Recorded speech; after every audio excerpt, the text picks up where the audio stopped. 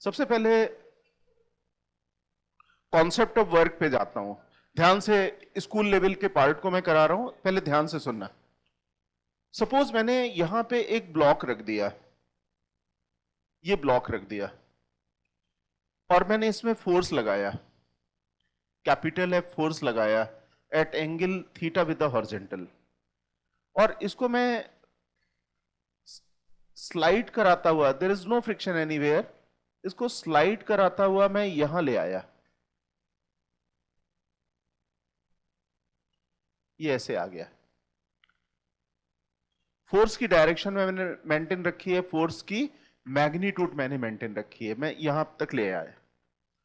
तो displacement in the horizontal direction, displacement of the block is in horizontal direction.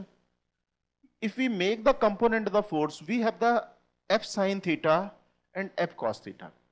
हमारे पास force के दो component होंगे, that is f cos theta. Displacement suppose हो गया x and this is the f cos theta. ये हो गया f sin theta.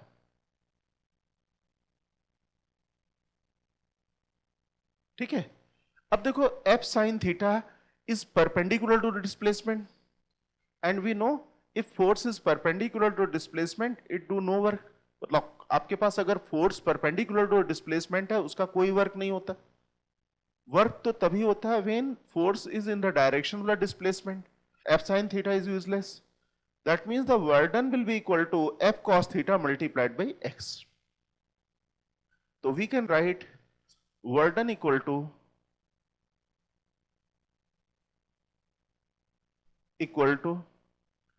f cos theta multiplication x. F is a vector quantity, displacement is also the vector quantity.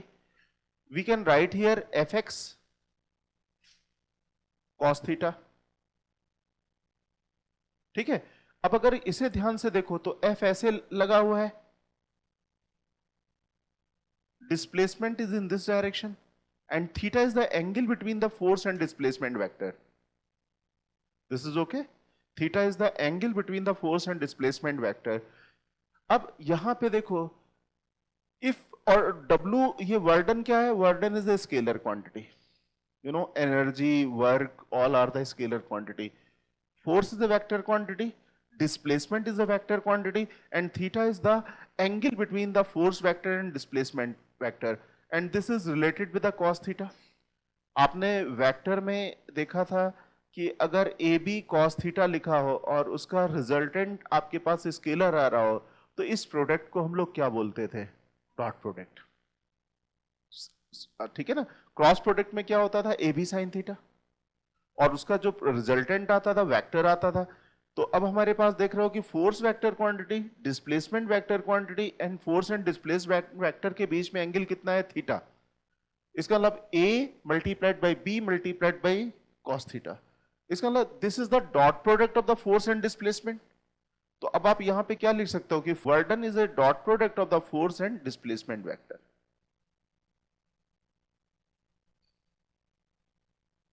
ठीक है, और simply we can write f cos theta multiplied by x।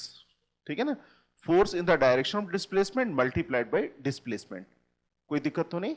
तो अब अगर ये डेफिनेशन अगर आपको पहले मैं स्कूल पॉइंट ऑफ व्यू से आपको करा रहा हूं, तो अगर आपसे पूछा जाए कि prove that the work done is the dot product of the force and displacement vector, तो आप स्टेप्स लिखोगे यहां पे कैसे? If you take a block, apply a force at angle theta with the horizontal, and due to the force block displaced by the displacement x, the component which is perpendicular to displacement will do no work as it is perpendicular to displacement.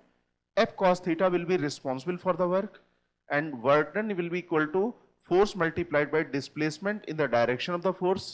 So F cos theta multiplied by x. We can rearrange the parameters.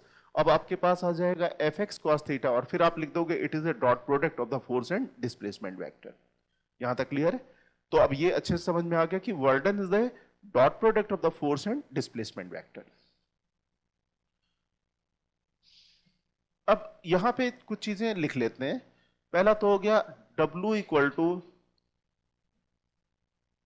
F X, और हम लोग लिख सकते हैं W equal to F X cos theta.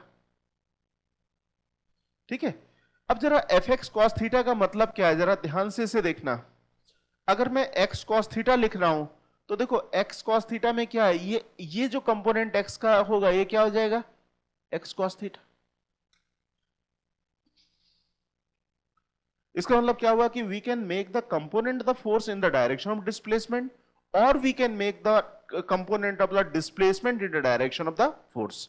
अगर आप force का component करते हो तो f cos theta multiplied by x, अगर डिस्प्लेसमेंट का कंपोनेंट करते हो तो x cos theta multiplied by f। मतलब क्या हुआ कि both parameters will be equal. तो आप कंपोनेंट फोर्स का कर लो या डिस्प्लेसमेंट का कंपोनेंट कर लो, both result will be same. मतलब यहां तक अच्छे से समझ में आ गया ना, कोई दिक्कत तो नहीं इस वाले पार्ट में। अच्छा, अब थ्योरी में कुछ चीजें और समझ ले, इतनी चीजें हम लोगों ने कर ली अभी, ठीक है। अब कुछ चीजें और भी देख लें। वर्डन को हम लोगों ने कहा एफ एक्स कॉस थीटा या F S cos theta, S is a displacement, ठीक है। अगर आपसे एक क्वेश्चन पूछा जाए, स्कूल एग्जामिनेशन में थ्योरेटिकल क्वेश्चंस कई बार आ जाते हैं, और जैसे मैंने बताया कि आपको याद नहीं करना है, आपको समझ के रिप्लाई करना है। अब मैं यहां पे आपसे अगर क्वेश्चन पूछूं कि work is a absolute quantity, absolute quantity का मतलब क्या हुआ कि क्या हर फ्रेम ऑफ रेफरेंस से वर्क की वैल्यू सेम होगी या डिफरेंट होगी। वर्क की वैल्यू, सपोज आपको क्वेश्चन पूछ लिया गया कि work is independent of frame of reference, true और false. Work is independent of frame of reference मतलब ऑब्जर्वर के ऊपर डिपेंड करता है, ये ट्रू है या फॉल्स है। ठीक है, चेक करें। चलो, ये ट्रॉली है, देखो बहुत ध्यान से इसे एक एक पार्ट को देखना। दिस इज ए ट्रॉली, ये ब्लॉक है, और इस ट्रॉली के साथ साथ ये ब्लॉक मूव कर रहा है। सपोज ये ट्रॉली के साथ साथ ये ब्लॉक मूव कर रहा है, बतला सकते हैं कि ट्रॉली और ब्लॉक के बीच में फ्रिक्शन होगा या नहीं होगा। अगर नहीं होता तो ये मूव नहीं कर पाता है, because this block is not sliding because of the friction. मतलब friction is compulsory to keep the block rest with respect to trolley, मतलब बिना फ्रिक्शन के तो ये मूव ही नहीं कर सकता था। अच्छा, अगर मैं कहूं कि draw the free body diagram of the block, तो बतलाइए what should be the direction of the friction acting on the small M. Forward, confirm, एकदम कॉन्फिडेंट, फॉरवर्ड होगी, बतलाएंगे। एकदम सही है, फॉरवर्ड होगी। इसलिए फॉरवर्ड होगी क्योंकि कोई ना कोई फोर्स फॉरवर्ड डायरेक्शन में ले जाने के लिए जरूरी है, फ्रिक्शन के अलावा ये नहीं हो सकता था। तो friction should act in the forward direction. दूसरा मेथड क्या है to find the direction of the friction, assume all surface frictionless. अगर हम लोग सरफेस को फ्रिक्शनलेस माने तो ये ट्रॉली आगे चली जाएगी, ये ब्लॉक वहीं का वहीं रह जाएगा। इसका मतलब इस ब्लॉक का डिस्प्लेसमेंट ट्रॉली के रिस्पेक्ट में क्या हो गया, backward. Friction oppose the relative motion, that means the friction will act in the forward direction. मेरी बात समझ में आ गई। अच्छा, अब मुझे बतलाना कि एक ऑब्जर्वर यहां पे है,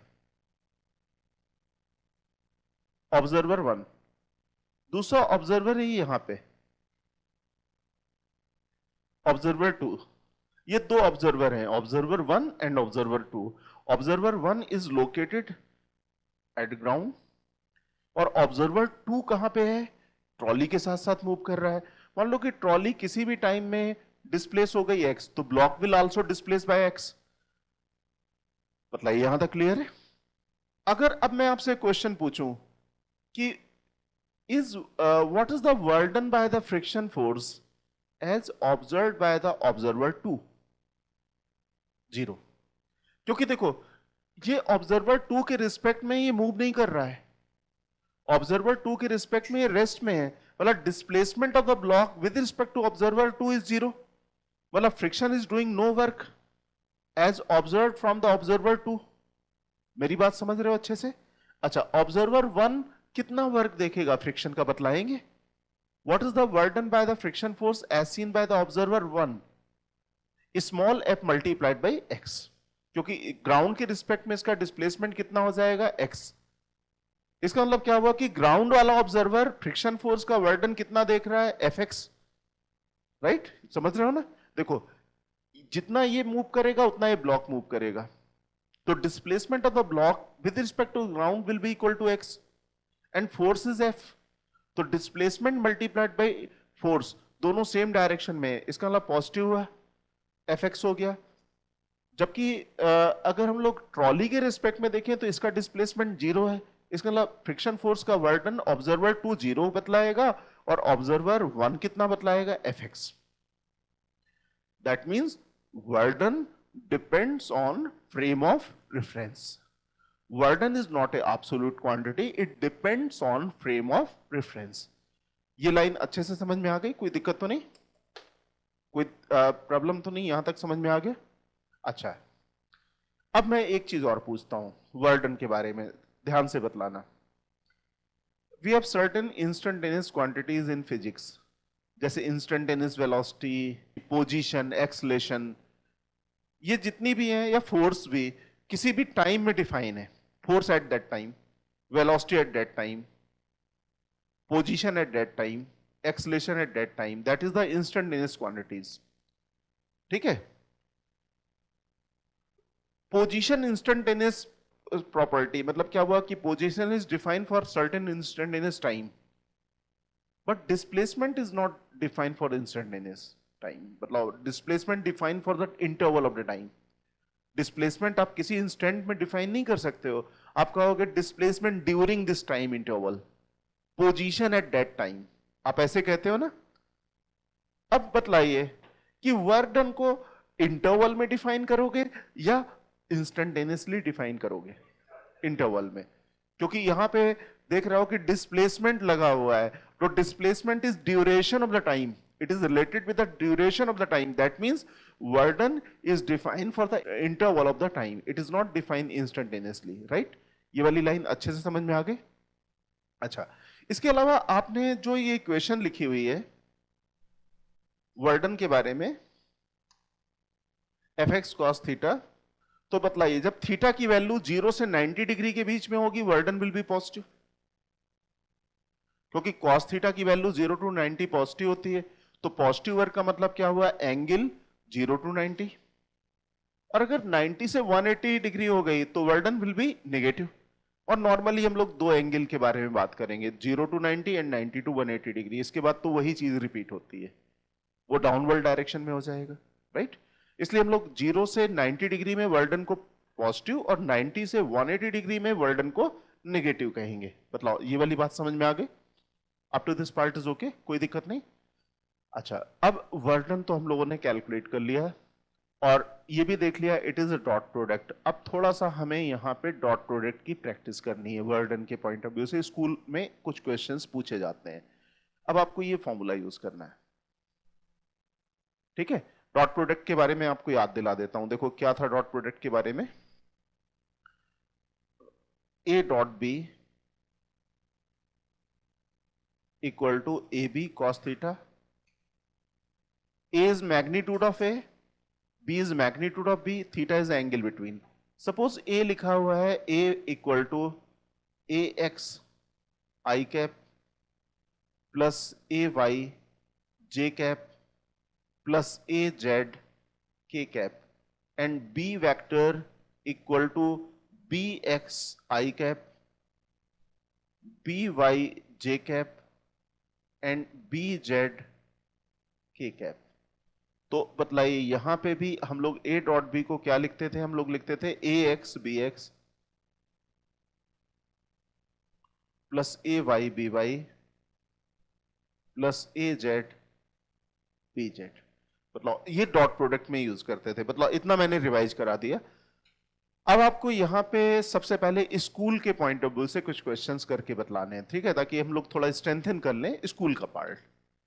यहां तक तो रिवाइज कर लिया, you know the formula of the वर्डन, you know the dot product, right. The question is this, खुद करके देखना, स्कूल के क्वेश्चंस हैं, स्कूल में अभी आपके एग्जाम होंगे तो ये पूछे जाएंगे ऐसे क्वेश्चंस। ये क्वेश्चंस बहुत आसान है लेकिन स्कूल में टेस्ट में पूछे जाते हैं।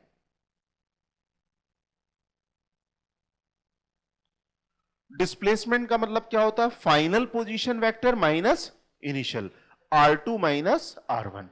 R2 माइनस R1 करेंगे तो this vector minus this vector, तो ये कितना हो जाएगा? I cap plus J cap.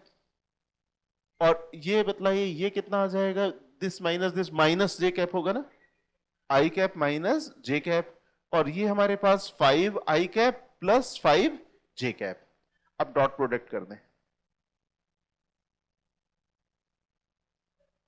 Okay, these are displacement।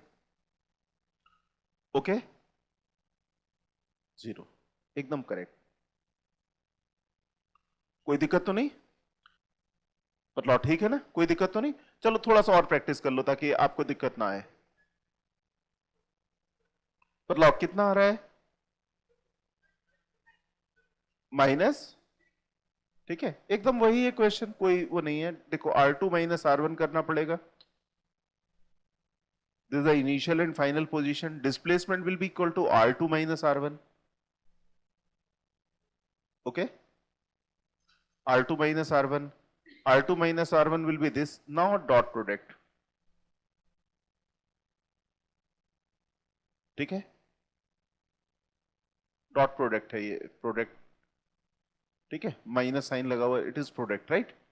अब प्रोडक्ट कर लें, -15। क्लियर है, यहां माइनस साइन नहीं है, ये डॉट प्रोडक्ट है। अब चलो इस लेवल के क्वेश्चंस में हमें कहीं कोई दिक्कत नहीं होगी, ठीक है। लेकिन कुछ चीजें और भी देखते हैं। मतलब इस लेवल के क्वेश्चन में कोई दिक्कत नहीं, ये एकदम बेसिक लेवल के क्वेश्चंस हैं, डेफिनेशन आ गई, बेसिक लेवल के क्वेश्चंस आ गए। लेकिन हम लोग यहां पे एक चीज और देखें, ठीक है, एक चीज और देखते हैं। हम लोग लिख रहे हैं W equal to F dot X, ठीक है। अच्छा, अब ध्यान से सुनना statement. This equation is applicable only when force and displacement vector is constant during the application of the force। मतलब फोर्स और डिस्प्लेसमेंट अगर कांस्टेंट है तो ये इक्वेशन यूज होगी। लेकिन मान लो कि फोर्स पोजीशन के साथ साथ चेंज हो रहा है, force is changing with the position. Suppose आपके पास कोई एक ऐसा पाथ है, ये पॉइंट है ए, दिस पॉइंट इज बी, और फोर्स हम लोग ऐसे लगा रहे हैं। सपोज हम लोग फोर्स ऐसे लगा रहे हैं, यहां से फोर्स लगा रहे हैं,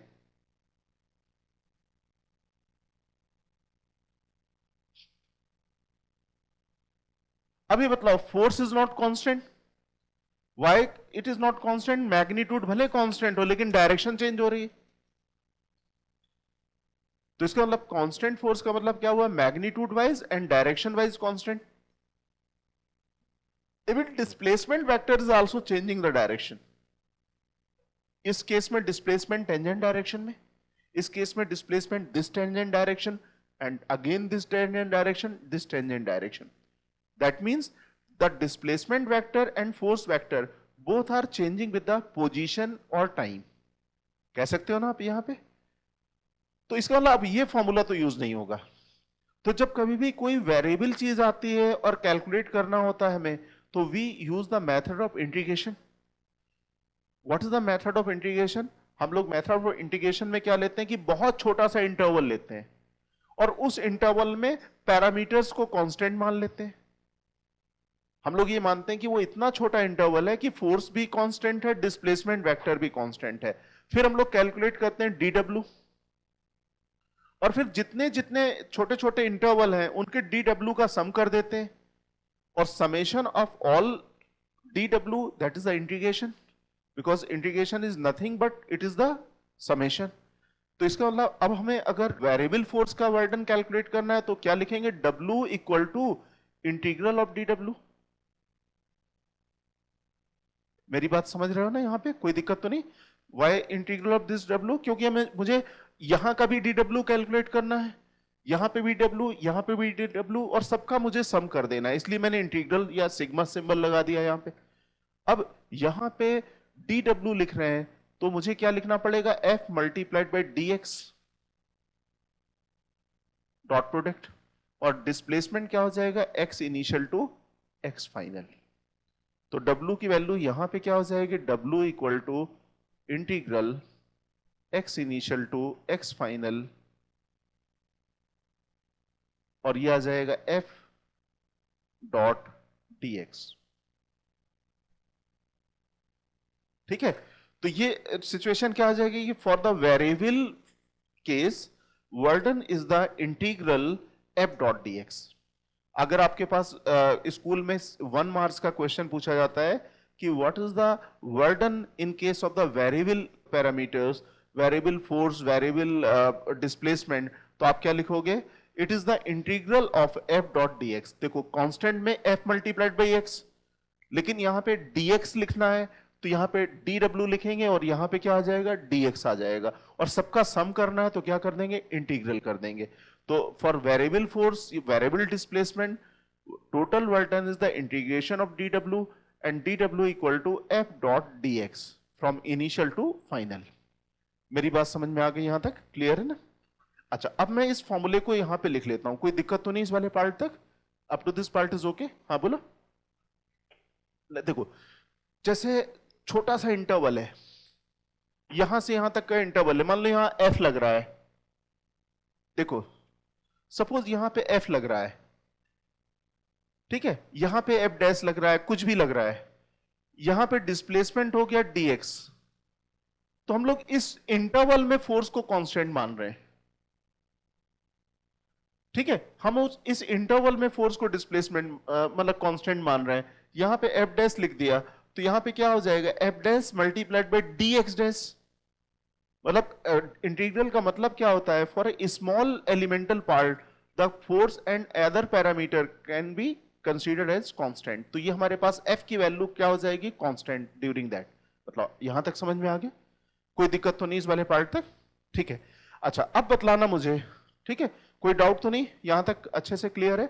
यू कैन डिस्कस, राइट। अब चलो, अब मैं यहां पे एक चीज बतलाता हूं, मुझे थोड़ा सजेस्ट करना कि क्या मैं कहूंगा उसमें। देखना,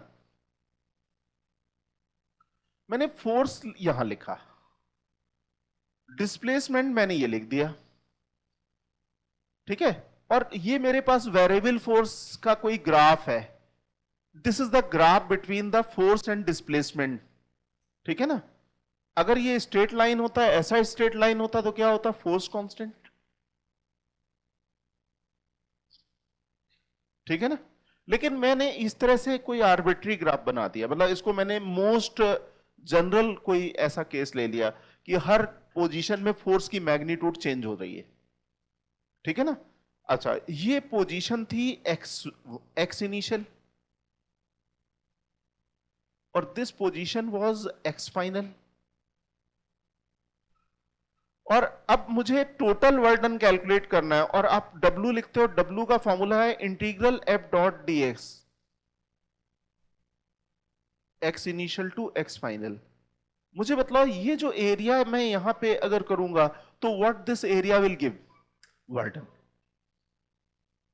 आपको याद है, अगर हम लोग यहां पे वेलोसिटी टाइम लिखते थे, यहां वेलोसिटी लिखते थे, यहां टाइम लिखते थे, तो v dt होता था, वेलोसिटी टाइम ग्राफ का एरिया क्या होता था, डिस्प्लेसमेंट। तो बताओ अब यहां पे अगर मैंने ग्राफ अगर प्लॉट किया हुआ है तो आप क्या कहोगे, area under the force displacement graph give the work done. क्यों? क्योंकि इंटीग्रेशन का मतलब क्या होता है, area under the curve. This is okay, यहां तक क्लियर है? अच्छा, अब जरा यहां पे एक चीज और बतलाना, यहां तक समझ में आ गया? एक चीज और देखते हैं, मैंने ग्राफ ऐसा किया हुआ है,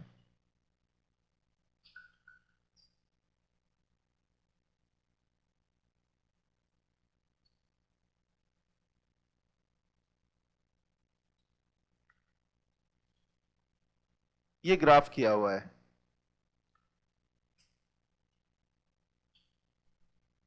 ये F, ये 20 न्यूटन 0, और ये है -20 न्यूटन, और ये सपोज है 1 मीटर, दिस इज 2 मीटर। मुझे बताओ what is the वर्डन by the force, 0, क्योंकि जितना एरिया यहां पे पॉजिटिव होगा उतना एरिया नेगेटिव होगा, because वर्डन is the area under the force displacement graph, जितना एरिया ऊपर उतना एरिया नीचे। आपको याद है वेलोसिटी टाइम ग्राफ अगर बनाते थे ऐसा ही आता था और डिस्प्लेसमेंट क्या हो जाता था, जीरो। मतलब अच्छे से क्लियर है यहां तक? ठीक है। अब चलो यहां पे हम लोगों ने स्प्रिंग के बारे में तो लर्न कर लिया था। स्प्रिंग के बारे में बतलाएंगे कि spring force is a constant force और वेरिएबल फोर्स। मैं थोड़ा सा बतला देता हूं अभी। सपोज मैं कोई स्प्रिंग में ये फोर्स लगा रहा हूं,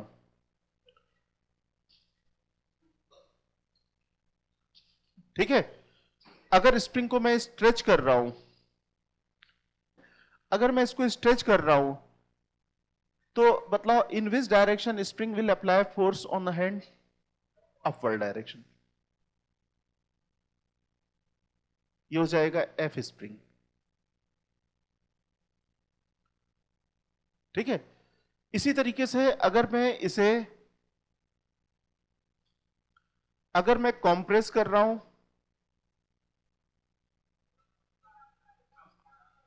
डाउनवर्ड, देखो ऐसे कर रहा हूं तो स्प्रिंग मुझे नीचे प्रेस करेगी,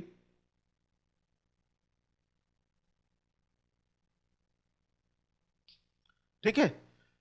अच्छा अब एक चीज बतलाना कि टेंशन फोर्स पुलिंग फोर्स है या पुशिंग फोर्स है? टेंशन स्ट्रिंग का pulling force, normal reaction pushing force है। What about the spring force? Both. देखो इस केस में जब आप इसको नीचे स्ट्रेच कर रहे हो तो मतलब ये हाथ में पुलिंग नेचर का फोर्स लगा रहा है या पुशिंग नेचर?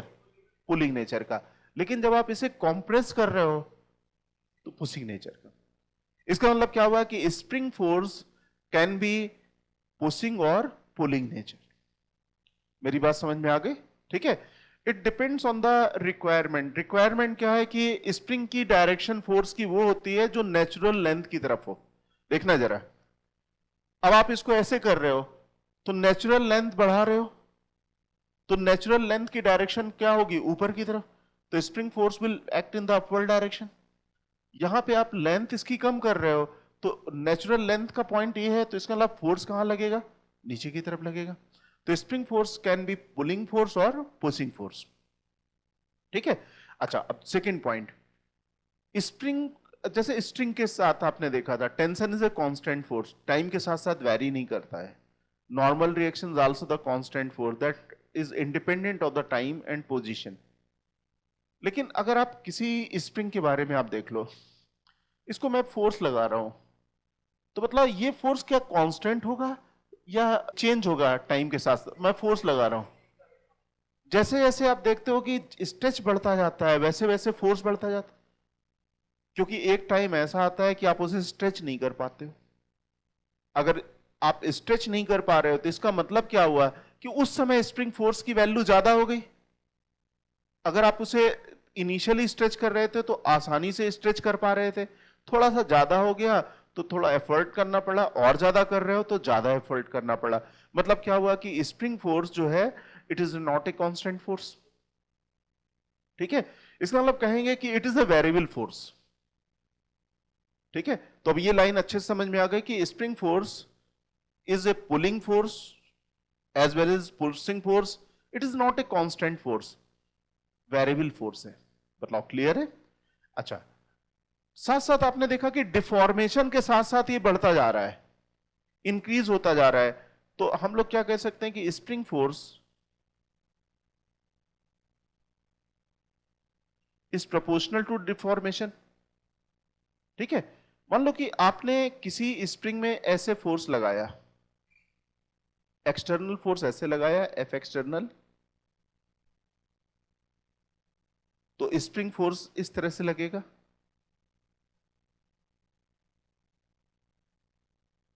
ठीक है। मुझे बताओ कि अगर इनिशियली, अब मैं आपसे पूछता हूं, if initially spring is at relaxed position and you are stretching the spring, the work done by the spring force will be positive or negative, ठीक है। मेरा क्वेश्चन समझ में आ गया? Initially spring was at relaxed position and you are stretching the spring, through the displacement x, the question is burden by the spring force is positive or negative? Negative, because displacement and force both are in the opposite direction. What about the burden by the external agent? Positive. External agent का positive होगा और spring का वर्डन negative होगा. मेरी बात समझ में आ गई? ठीक है. अच्छा, अब मैं कंप्रेस करता हूं स्प्रिंग को. एक एक पॉइंट ध्यान से देखना, क्योंकि देखो कॉन्सेप्ट अगर दिमाग में बैठ गया तो हम लोग कुछ भी कर सकते हैं, लेकिन अगर बेसिक कॉन्सेप्ट अगर दिमाग में नहीं बैठ पाया तो चाहे आप कुछ याद कर लो, आप कुछ नहीं कर पाओगे. इसलिए एक एक पार्ट को अच्छे तरीके से यहां समझना और डिस्कस करके आगे बढ़ना. राइट. अच्छा, अब यहां पे मैं फिर से स्प्रिंग बना रहा हूं. पहले ये रिलैक्स केस में है और मैं एफ एक्सटर्नल ये लगा रहा हूं. मैं स्प्रिंग को कॉम्प्रेस कर रहा हूं. मैं स्प्रिंग को कॉम्प्रेस कर रहा हूं. राइट. स्प्रिंग अपनी लेंथ से कम लेंथ में पहुंचेगी. मैंने यहां पे स्प्रिंग फोर्स की डायरेक्शन नहीं बनाई, आप बनाओगे. अब क्वेश्चन है कि burden by the spring force in compression will be positive or negative? It is again negative. क्योंकि देखो स्प्रिंग फोर्स होगा इस डायरेक्शन में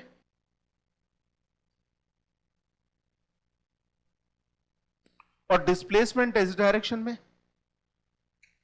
इसका मतलब क्या हुआ कि burden by the spring force here is also negative and burden by the external agent will be positive. बताइए, ठीक है ना? यहां तक समझ में आ गया ना? अच्छा, अब एक रीजनिंग का पार्ट आपको सोचना है. ठीक है. अब रीजनिंग का पार्ट, जैसे आईआईटी में ये तो हो गया है स्कूल से रिलेटेड थॉट. अब आईआईटी में जो आपके पास एडवांस में जो क्वेश्चंस आते हैं, जैसे अब पैटर्न है, प्रेजेंट पैटर्न जो है वो है रीजनिंग का पैटर्न है. बहुत ज्यादा रीजनिंग बेस्ड क्वेश्चन आते हैं, मैथमेटिकल बेस्ड क्वेश्चंस नहीं आते. अब आपके पास मैक्सिमम रीजनिंग बेस्ड आते हैं, कॉम्प्रिहेंशन बेस्ड आते हैं या सिचुएशन बेस्ड क्वेश्चंस आते हैं. मैथमेटिकल बेस्ड क्वेश्चंस नहीं आते हैं ज्यादातर. तो अब आपको मैं क्वेश्चन पूछ रहा हूं. सपोज मैंने ये लाइन आपसे जो बोल रहा हूं उसको ध्यान से सुनना. ट्रू और फॉल्स आपको बतलाना है, लेकिन समझ के कि work done by the spring force is always negative. True और फॉल्स? अगर फॉल्स है तो क्यों है ये बतलाइए. Can be? नहीं, तो आप स्ट्रेच, मैं तो स्ट्रेच या कॉम्प्रेस, हमेशा स्ट्रेच कॉम्प्रेस की बात कर रहा हूं. जिस समय रिलैक्स है तब तो कोई वर्क हो ही नहीं रहा है? अब आप जो भी पार्ट समझ पा रहे हो अपनी कॉपी में उसकी रीजनिंग लिख लो. If you are toward the answer it is true, तो right the reasoning for the true. Suppose if it is false, तो फॉल्स की रीजनिंग आपको लिखनी है. खुद करना, देखो अपने आप, नहीं तो आप कोई भी थॉट्स को मैच्योर नहीं कर पाओगे अगर खुद नहीं करोगे. अपने आप करना, हर चीज को खुद करो, क्योंकि एग्जाम में जो है वो हम लोग खुद अपने आप डेवलप करेंगे. वहां पे लिख लिया? कितने लोग ट्रू कह रहे हैं और रिमेनिंग कितने लोग फॉल्स कह रहे हैं, या कुछ लोग कोई भी आंसर नहीं है उनका? फॉल्स मतलब पॉजिटिव हो सकता है, या पॉजिटिव और नेगेटिव दोनों हो सकता है, या जीरो. पॉजिटिव भी हो सकता है. देखो जरा चेक करते हैं, देखना, बहुत ध्यान से सुनना इसे जो मैं बतलाने जा रहा हूं. देखो, एक स्प्रिंग ली आपने, ओरिजिनल लेंथ स्प्रिंग की ये थी, लेकिन स्प्रिंग आपने अभी स्ट्रेच करके रखी हुई है x1.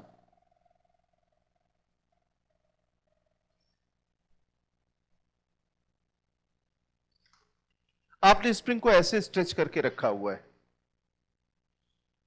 मतलब ठीक है ना? स्प्रिंग ओरिजिनल ऐसे थी, आपने स्ट्रेच करके रखा हुआ है स्प्रिंग को. यहां तक क्लियर है? आप इस एंड से इसको स्ट्रेच कर रहे हो, ऐसे स्ट्रेच कर रहे हो. स्प्रिंग फोर्स इस डायरेक्शन में लग रहा है.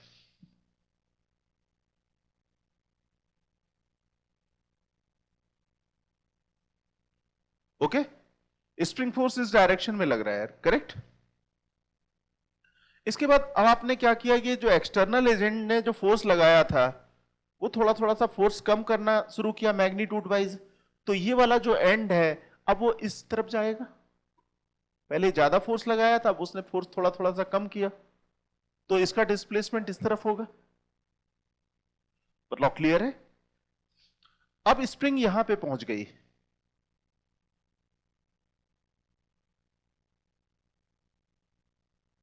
अब स्प्रिंग देखो यहां पे आ गई, अब स्ट्रेच है x2, अभी भी एक्सटर्नल फोर्स ऐसे लगा हुआ है लेकिन उसकी कुछ मैग्नीट्यूड चेंज हो चुकी होगी। स्प्रिंग फोर्स अभी ऐसे लगा हुआ है, तो मतलब इस एंड का डिस्प्लेसमेंट किस तरफ हुआ है, इस तरफ, और स्प्रिंग लेफ्ट डायरेक्शन में हुआ डिस्प्लेसमेंट, और स्प्रिंग फोर्स की भी डायरेक्शन क्या है, लेफ्ट। इसका मतलब क्या हुआ, work done by the spring force in case positive. इस केस में हमारे पास स्प्रिंग का वर्डन क्या आ गया, पॉजिटिव आ गया। ठीक है, इसका मतलब क्या हुआ कि स्प्रिंग अगर डिफॉर्म है, ज्यादा डिफॉर्म है और कम डिफॉर्मेशन की तरफ जा रहे हैं, तो work done by the spring force will be positive. और यही सिचुएशन कॉम्प्रेशन के साथ है। देखो मैं कॉम्प्रेशन का केस बतलाता हूं आपको, ये वाली लाइन अच्छे से समझ में आ गई। ठीक है, अब मैं कॉम्प्रेशन का केस बतलाता हूं। कोई स्प्रिंग इनिशियली ऐसे थी, ये थी रिलैक्स, इसमें इसको आपने कॉम्प्रेस कर रखा था x1, तो एक्सटर्नल फोर्स ऐसे लगाया होगा, राइट। स्प्रिंग फोर्स ऐसे लग रहा होगा, ठीक है। मैं इसको ऐसे प्रेस करके रखे हुए था, ऐसे प्रेस करके रखे हुए था। अब मैंने क्या किया, थोड़ा सा फोर्स कम करना शुरू किया, तो स्प्रिंग ऐसे आएगी। मैंने इसको थोड़ा थोड़ा सा बहुत धीरे धीरे रिलीज करना शुरू किया, तो मेरा यहां पे फोर्स अभी भी ये लगा हुआ है, नहीं तो पूरी ओपन हो जाती। अब मैंने क्या किया कि स्प्रिंग को थोड़ा सा ओपन होने दिया।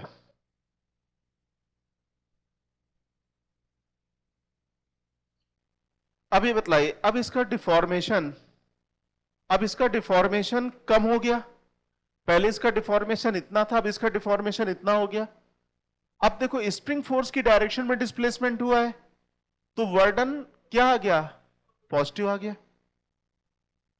ठीक है, तो एक मोस्ट जनरलाइज स्टेटमेंट बतलाता हूं स्प्रिंग फोर्स के बारे में, कि अगर स्प्रिंग को हम लोग ज्यादा डिफॉर्मेशन से कम डिफॉर्मेशन की तरफ कर रहे हैं, if we are making the spring from more deformation to the less deformation, work done by the spring force will be positive।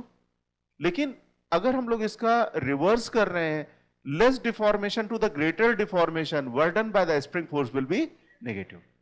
Zero से हम लोग लेके जाएं या कम डिफॉर्मेशन से ज्यादा डिफॉर्मेशन की तरफ करें, तो work done by the spring force will be negative. इसका मतलब क्या हुआ कि work done by the spring force can be positive, negative और इवन जीरो भी हो सकता है, क्योंकि जितना हमने किया था उतना हम लोग फिर से वापस कर दें। ठीक है, पहले रिलैक्स पोजीशन से मैंने प्रेस किया, फिर उसको फिर से रिलैक्स पोजीशन में ले आया, तो क्या आ जाएगा, स्प्रिंग फोर्स का वर्डन जीरो हो जाएगा। इसका मतलब work done by the spring force can be positive, negative और जीरो। मतलब एनालिसिस समझ में आ गई। कहीं पे भी अब स्कूल एग्जामिनेशन में जो लिखना होता है, हमें स्टेटमेंट ऐसे नहीं लिखना होता याद करके, जो भी क्वेश्चन आ रहा है उसके अकॉर्डिंग आपको आंसर देना होता है। तो अब आपके पास सभी चीजें अच्छे से क्लियर है कि what is the spring force, what is the वर्डन by the spring force, variable spring force is not constant, variable है। ठीक है, अच्छा अब मैं यहां पे स्प्रिंग फोर्स की वैल्यू बतला देता हूं जो एक्सपेरिमेंट से कैलकुलेट हुई थी।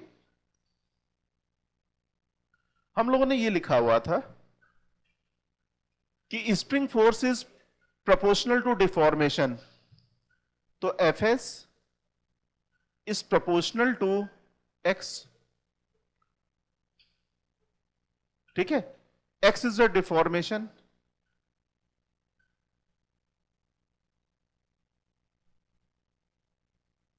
ठीक है। अब यहां पे जो प्रोपोर्शनलिटी कांस्टेंट होता है F S equal to K x. ठीक है, और के को हम लोग कहते हैं स्प्रिंग कांस्टेंट।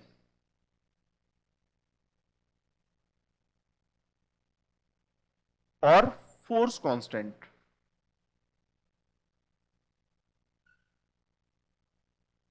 और stiffness constant.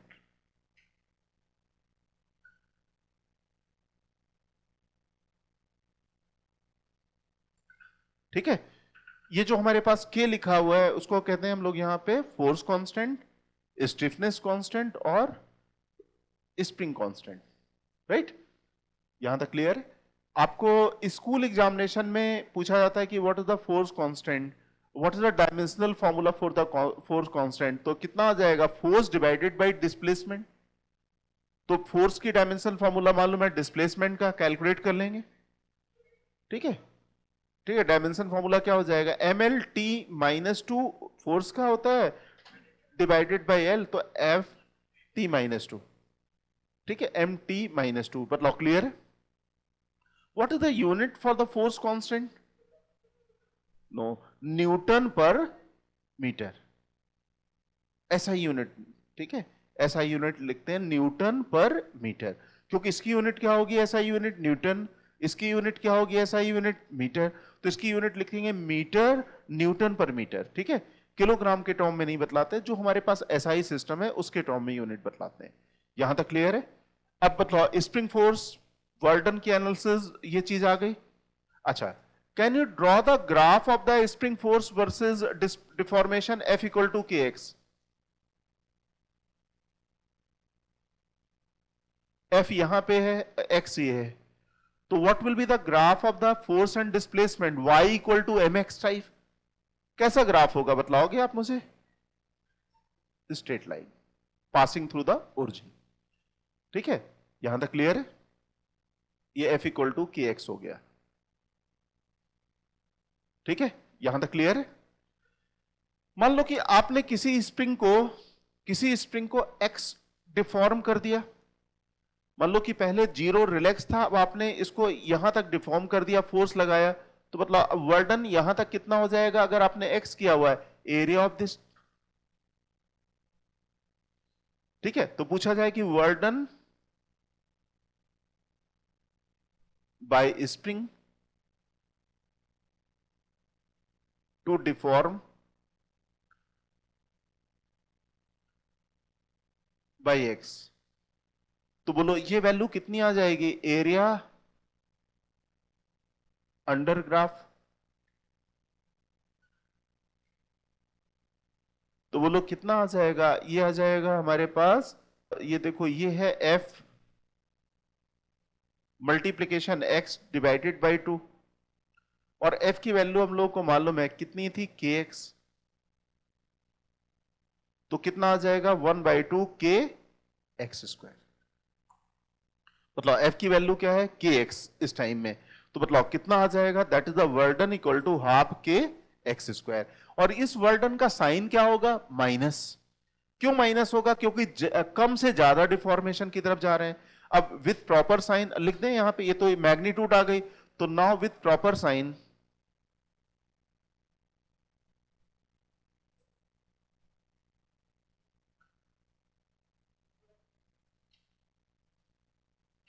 W equal to minus half के एक्स स्क्वायर।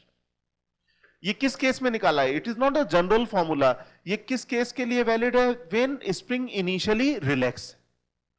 अगर स्प्रिंग इनिशियली रिलैक्स है उस केस के लिए वैलिड है, आपने बाद में से डिफॉर्म कर दिया है, तो उस केस के लिए माइनस हाफ के एक्स स्क्वायर। राइट, यहां तक क्लियर है कि work done by the spring force will be equal to minus half के X square. It is applicable only when initially spring is at relax position. Right, ठीक है। अच्छा, अब इसी चीज को इंटीग्रेशन से थोड़ा सा कैलकुलेट करते हैं। राइट, यहां तक क्लियर है, ये समझ में आ गया। अब हम लोग इसको इंटीग्रेशन से कैलकुलेट करते हैं कि एफ इक्वल टू, सपोज ये स्प्रिंग है और इसको ज्यादा पहले डिफॉर्म किया था, यहां रखा हुआ था, ये है रिलैक्स, ये डिफॉर्म,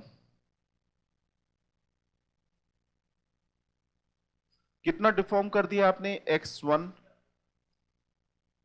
ठीक है, पहले x1 डिफॉर्म था, अब आपने यहां पे इसे कम डिफॉर्म कर दिया, इस समय इसका डिफॉर्मेशन हो गया x2।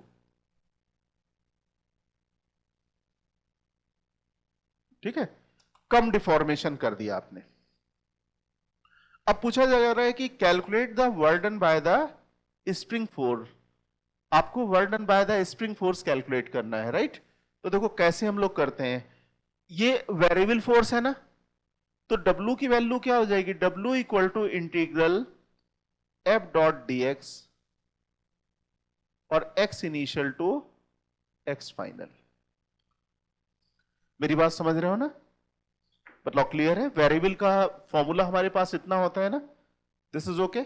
चलो अब मैं इस पॉइंट का, यहां पे कोई भी इस पॉइंट का फ्री बॉडी डायग्राम बना लेता हूं। देखो स्प्रिंग फोर्स ऐसे लग रहा है,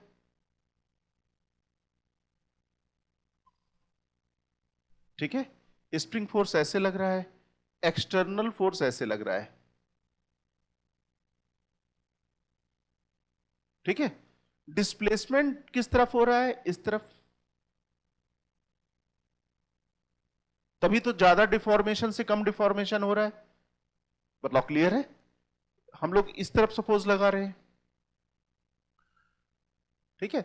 अब जरा यहां पे बतलाओ क्या लिखना पड़ेगा हम लोगों को, ये लिखना पड़ेगा x इनिशियल को x1 और x फाइनल को x2, और यहां पे बतलाइए क्या लिखें, kx multiplication dx, dot product कर रहे हो तो what is the angle between the spring force vector and dx vector, 0, multiplication cos 0।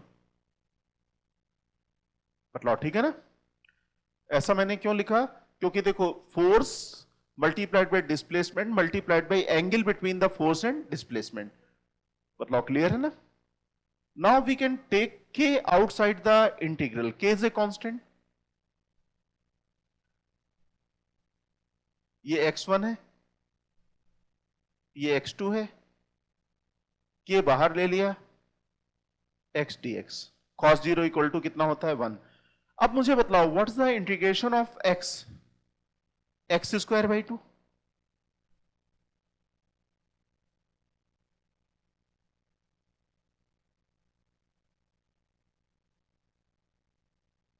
बतलाइए, ठीक है ना, यहां तक समझ में आ गया।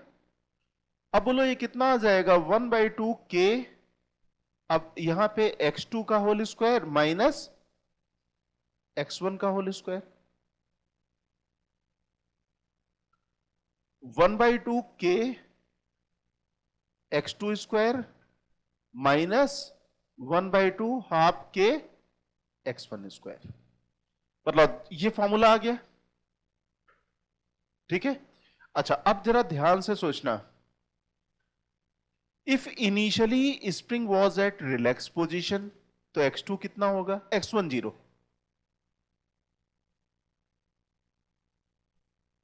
ठीक है। मतलब अगर हमारे पास इनिशियली स्प्रिंग अगर रिलैक्स पोजीशन में थी, x इनिशियल जो लिखा हुआ है वो 0 आएगा, और जो x2 क्या हो जाएगा, फाइनल स्ट्रेच। तो अगर आप यहां पे बाद में रख दोगे तो ये वही फॉर्मूला जैसा बन जाएगा ना, हाफ की एक्स स्क्वायर वाला फॉर्मूला। लेकिन ये जनरल फॉर्मूला समझ में आ गया, general formula will be equal to just through the integration, ठीक है। लेकिन आपको ये याद रखने की जरूरत नहीं है, ये तो आपको मैंने बताया कि वेरिएबल का कैलकुलेशन कैसे करते हैं, लेकिन आपको केवल एक फॉर्मूला ज्यादा यूज करना पड़ेगा, work done by the spring force, जो कॉमन है आपके स्कूल एग्जामिनेशन में, माइनस हाफ के एक्स स्क्वायर। लेकिन आप याद रखिएगा कि this formula is applicable only when spring initially at relax position, ठीक है। ये तो जनरल लिखा हुआ है, देखो आपके पास एक्स से इनिशियल से फाइनल कर रहे हैं, दिस इज ओके। यहां तक आगे बढ़ सकते हैं ना, कोई दिक्कत तो नहीं इस वाले पार्ट तक, ठीक है। अगर पूछा जाए कि using the integration x1 to x2 तो आप इसको ऐसे लिख सकते हो, ठीक है ना।